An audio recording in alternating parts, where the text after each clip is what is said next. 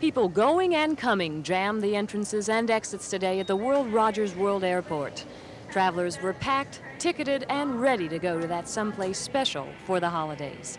Likewise, families and friends on this end waited patiently for the modern invention of man to bring their loved ones home. It's an exciting time. This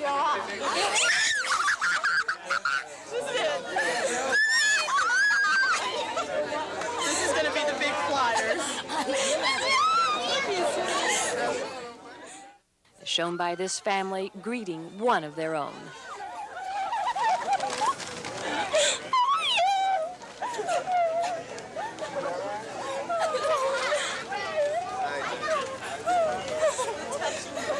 Hi, Jamie. Where's Grandma? She couldn't make it. Spirits are high this time of year, and laughter seems to be the language. People are reunited for a short time to talk over old times and to enjoy the present. Well, I feel really good. I mean, that I'm seeing my grandma, because I haven't seen her in over 7 years. Well, I'm coming from Portland, and it feels like I'm coming home. My sister lives here in Oklahoma City. My mom and daddy are here, and her and my sister's family, and it just feels like I'm back home. My trip was wonderful so far until I lost my bag.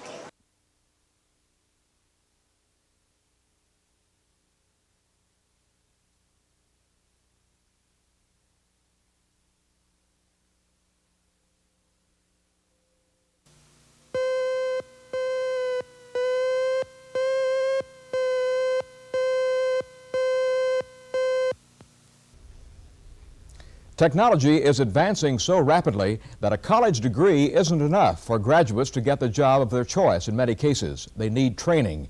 As we continue our special series, we see that Oklahoma Christian College is trying to close the gap between the skills the workforce needs and what the industry needs. Many students use the same tool of training that worked in the past. Problems are tackled with pencil and paper, pocket calculators, and reference books. But some say the gap between the skill of college graduates and the training needed by the information industries is doubling every year and a half.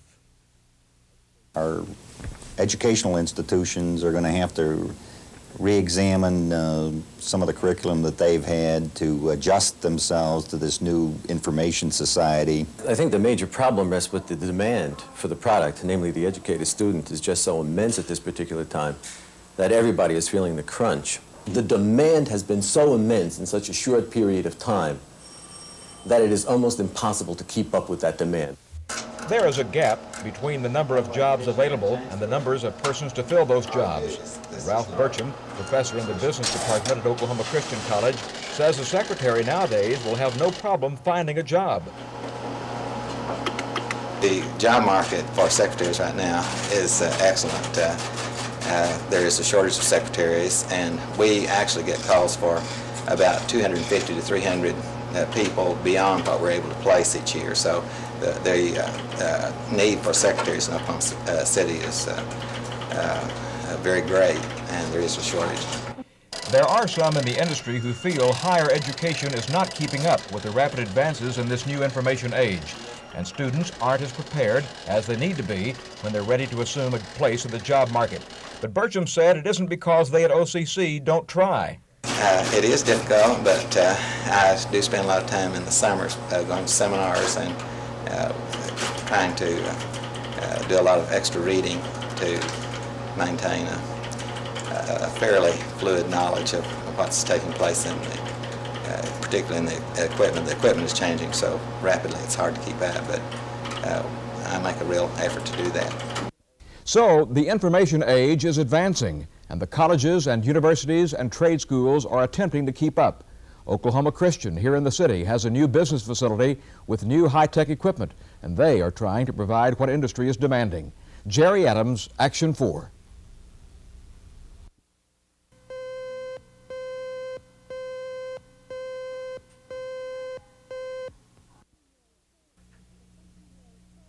When 13-year-old Charlotte Kinsey and Cinda Pallete did not return home after the fair closed on the evening of September the 26th, family members went to the fairgrounds to search for them. That evening was only the first of many all-night vigils relatives kept at the fair. For many nights thereafter, the Kinsey family huddled close on hard park benches with eyes searching frantically for their daughter. Meanwhile, parents of Cinda stayed home and close to the phone should either of the girls make an attempt to call. But that long-awaited call has never come. Despite the fact it hasn't, the girls' families are still optimistic. I believe if they weren't living, that if they were, they would have been found by now. But since there has been no unidentified bodies turn up in this length of time, I really feel like they are still living. This Christmas, the Palletes didn't put up a Christmas tree.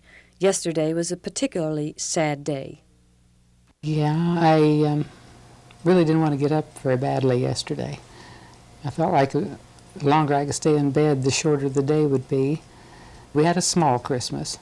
It wasn't like usual getting up at the crack of dawn, but I guess I give a little more thought of what it was really all about. It has not been a happy season, no. Absolutely not. But I guess we do have an awful lot of blessings. Charlotte's mother, however, did put up a tree, but as you can see, the top was left untrimmed. That was always Charlotte's job. Nothing was the same. Every year, Charlotte would get up. Of course, she was always the first one up, always. And she would get up, usually around 3 or 4 o'clock in the morning, and she'd run in to see what presents she'd got. Did Charlotte have presents this year? Oh, definitely. We saw that she had presents. We naturally hoped that she would show up or would be home. And there was no way that I could have not bought presents, because if she showed up, I wanted her to have them. I wanted them to be here waiting on her. And I know that, like I said, God will get her home someday, and her presents will be here when she is.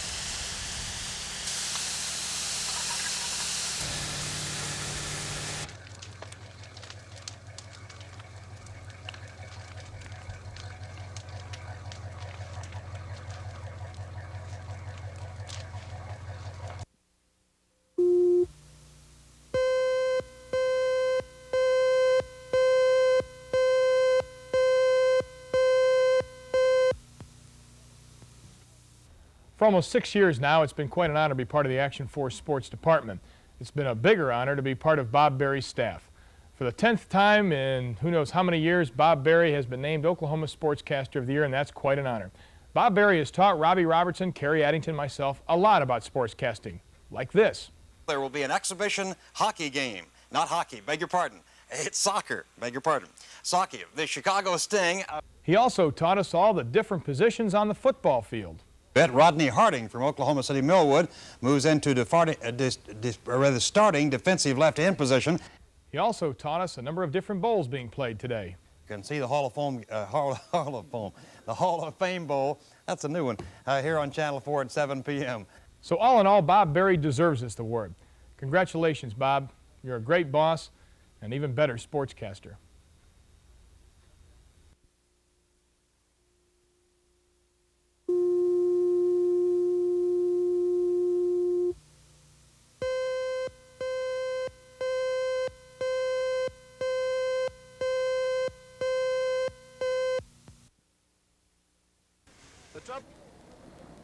O'clock this afternoon when a mechanical ditch digger laying a phone cable accidentally cut into a 4-inch gas line. The ruptured line spewed a gas cloud over the nearby Wedgewood Village apartments. Firemen broke up the cloud by spraying a fine mist of water on the rupture. No one was hurt in the incident, but as a precautionary measure, firefighters knocked on doors in an effort to evacuate residents in about 75 Wedgewood Village units. I think it would be unlikely at this point for anything to go wrong because we've taken these precautionary measures. But with any kind of natural gas, propane, liquid gasoline, any kind of gas leak, there's a potential for explosion and fire, and that's why we immediately take steps to see that doesn't happen.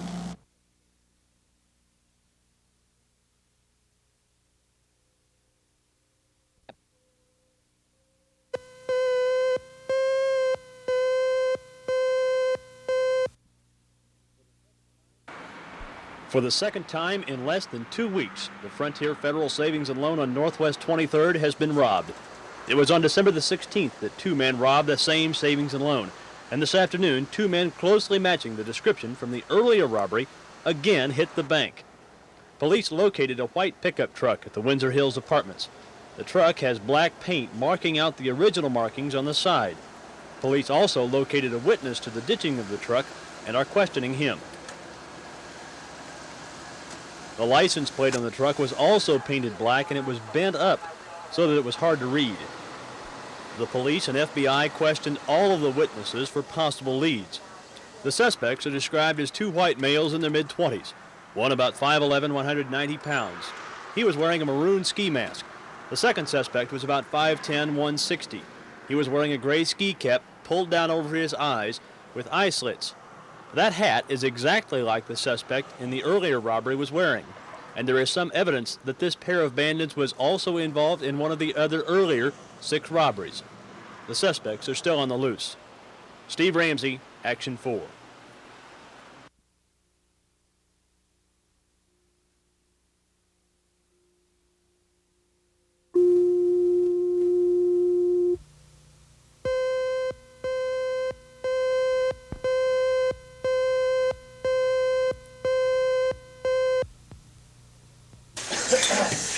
It was at 3:30 this morning when firemen arrived at the scene. Pistachios Cowboy Club had closed just an hour earlier. We got a lot of fire back there underneath the bar.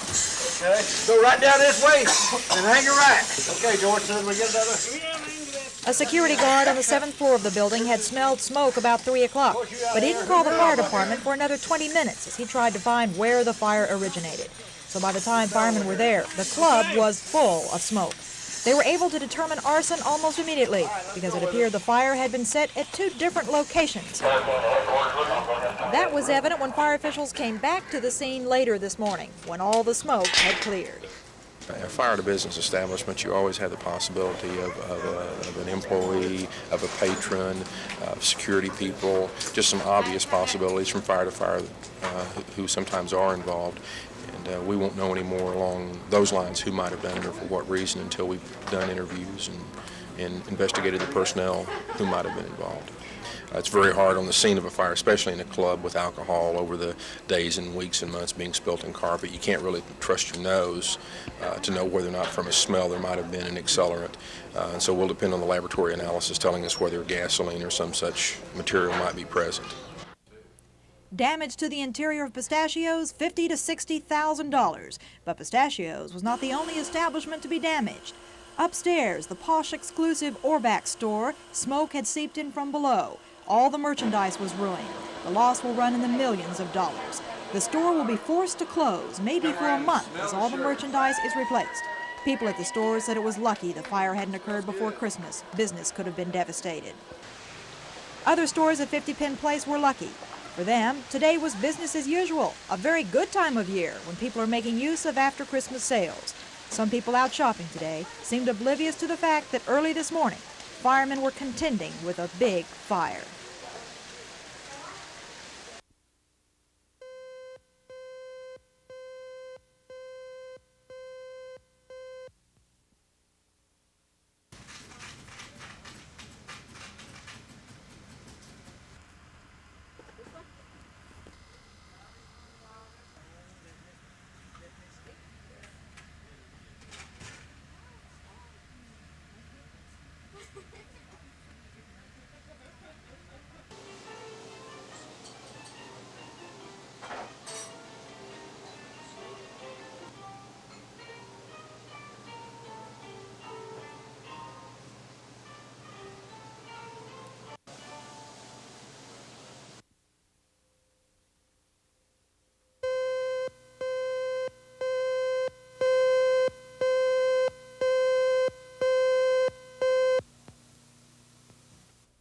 I'm not going to plead guilty to anything I'm not guilty of.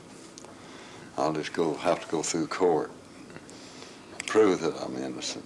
And with the kickbacks, you don't have any idea of what that's all about? No, no. The courts didn't believe him, and Richardson, along with 69 other sitting county commissioners, resigned in the wake of a sweeping federal probe into Oklahoma County government. Kickbacks for county supplies were figured in the millions of dollars. It was the top story of 1981 and will overlap into 1982. Investigators say 250 commissioners, former commissioners, and materials suppliers will be implicated before it's all over.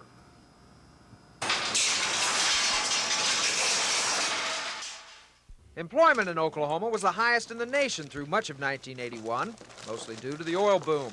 But unemployment began to rise toward the end of the year as businesses connected with the sagging auto industry began laying off workers.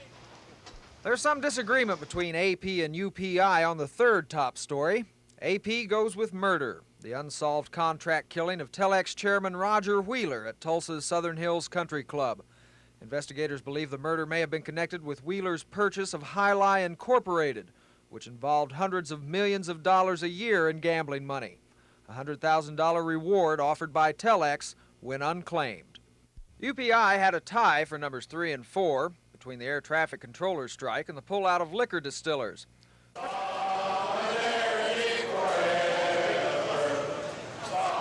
controllers went out on strike in July and were fired by President Reagan.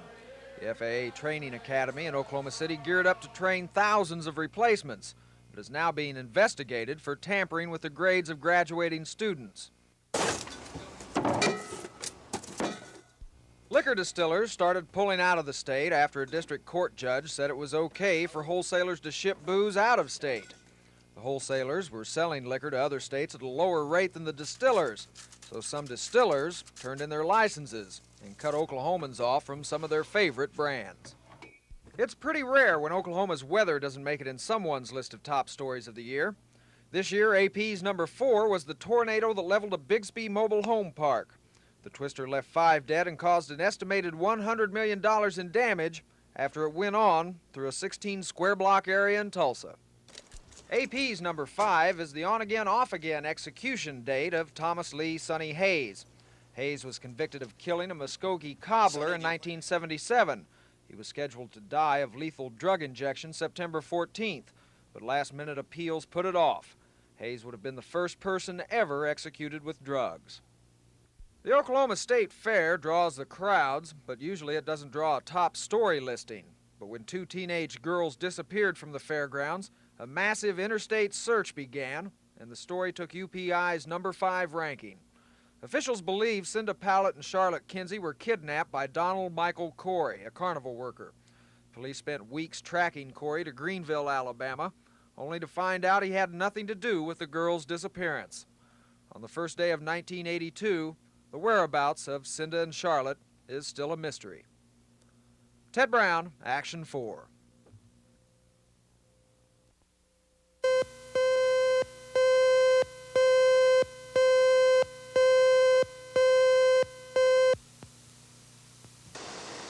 The police department day shift began working its first possible murder about 8 this morning when officers were called to this northeast Oklahoma City tavern.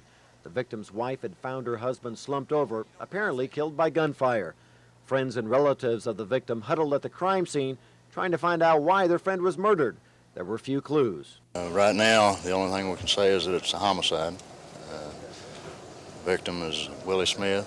He's a black male, approximately 59 years old. He's been shot at least one time. There are no suspects at this time. Willie Smith's friends say he owned the tavern where he was killed, and police speculate that one possible motive for the murder could have been robbery. But so far, detectives have not identified any suspects. Scott Wallace, Action 4, Northeast Oklahoma City.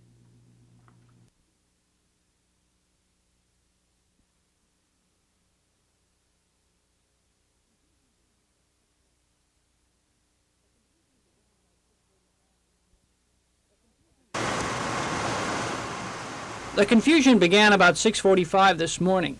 A Southside woman was asleep on her couch when she awoke to find a man standing in her living room.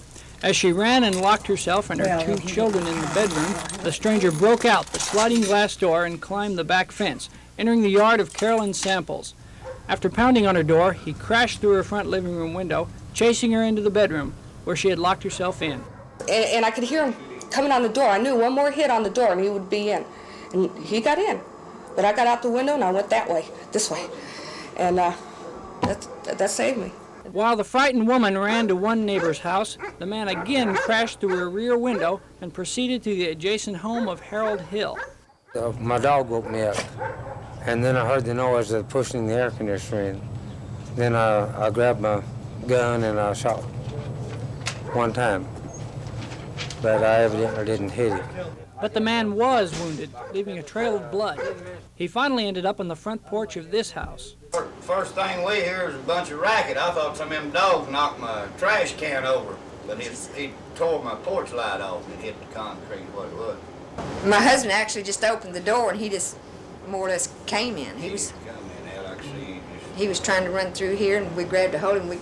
He did go all through the house, through every room, and he was hollering, they've got guns and they're after me. And I finally got him to lay down on the floor over there. He laid down over here to let him come. He was hollering, they've got a shotgun at the kitchen window. There it is. He said they were chasing me with a sawed-off shotgun or something like that, so I don't really know. Ada's own Marty is in stable condition in South Community Hospital, and the investigation is still continuing. Spencer Briggs, Action 4 in Southeast Oklahoma City.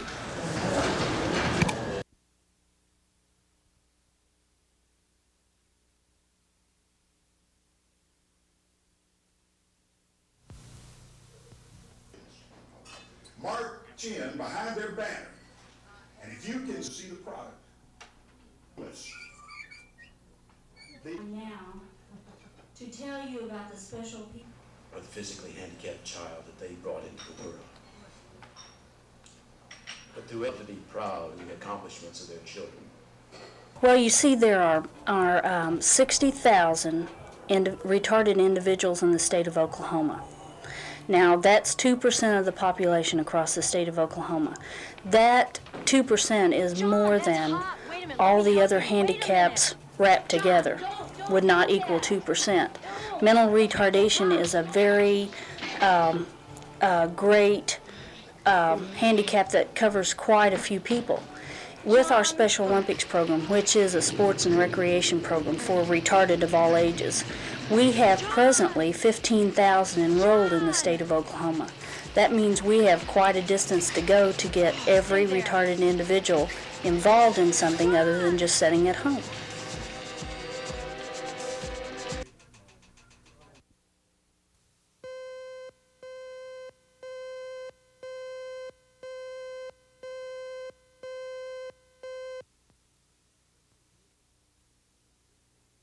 Tracey Nielsen would have turned 22 today, except someone cut her life short last January on her 21st birthday.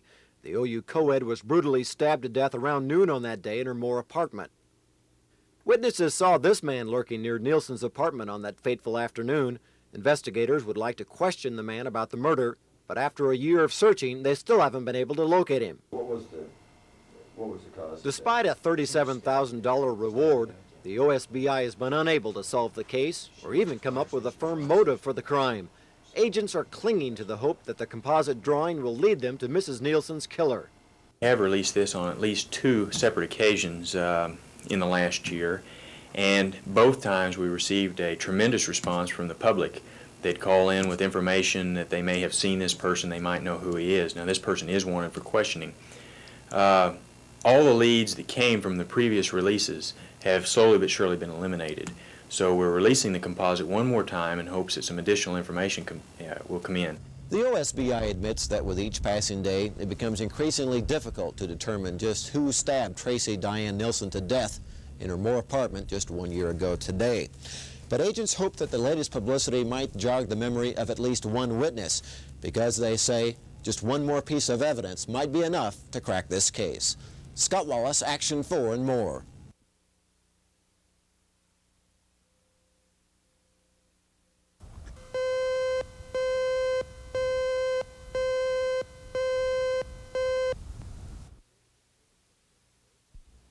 In his State of the State address yesterday, Governor Nigh outlined his goals for the current session. At one point, he emphasized the responsibility that the legislature has in dealing with concepts, and that in his mind, the fair share is one concept that's vital to the state.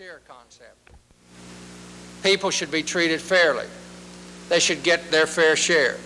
That's why I'm trying to build roads in rural areas as well as heavy, dense metropolitan areas. Fair share. That's why we're trying to get doctors, MDs, and osteopaths, and yes, nurses, into the rural areas to provide health care. Every issue is important to the future of Oklahoma, but the one that has received widespread publicity is the Equal Rights Amendment. Governor Nigh won applause on that note. Yes, we've been very responsible meeting the rights and the responsibilities of all those groups that I've mentioned. May I just ask you the question, isn't it time we also address the rights of the women in the state of Oklahoma?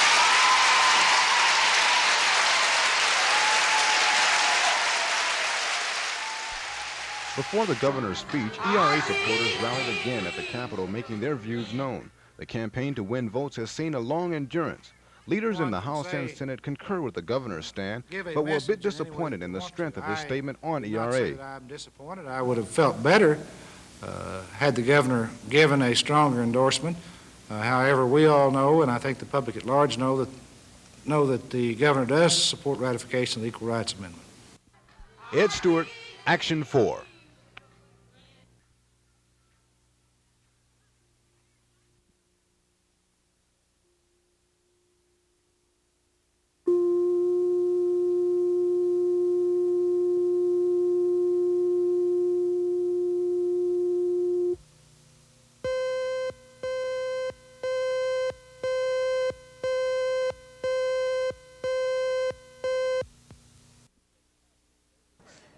Visitors at the state capitol today were decked in red.